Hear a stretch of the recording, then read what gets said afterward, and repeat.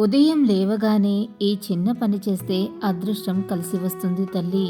మనిషి ఎన్నో విధంగా ఎన్నో రకాల సమస్యలతో సతమతమవుతూ ఉంటాడు.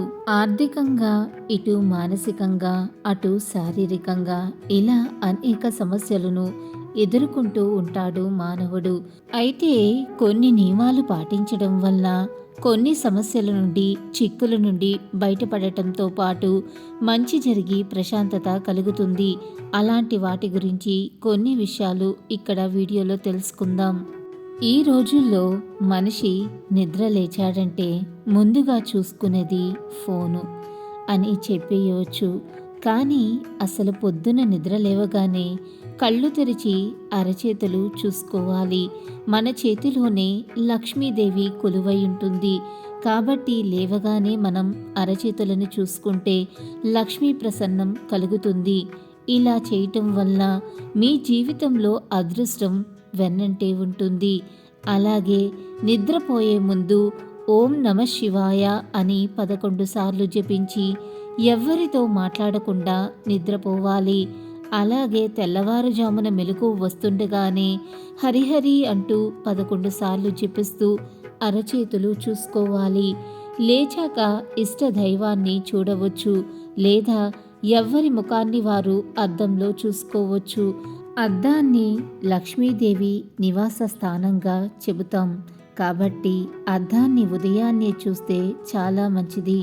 మంచం దిగుతూనే 2 చేతులు భూమికి ఆనిచ్చి తల్లిలాంటి నీ మీద కాళ్లతో నడుస్తున్నా కాపాడు తల్లి అని భూమాతను కోరుకోవాలి.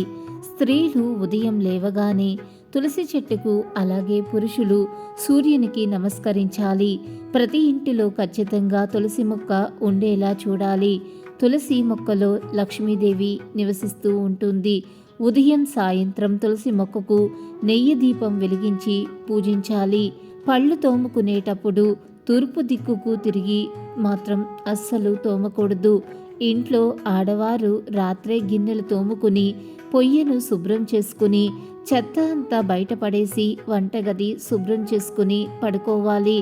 అలాగే ప్రొద్దున్నే లేవగానే ఇల్లు ఊడ్చి శుభ్రం చేసుకుని స్నానం చేసి దేవుడికి నమస్కరించి పొయ్యి వెలిగించి వంటను మొదలు పెట్టాలి.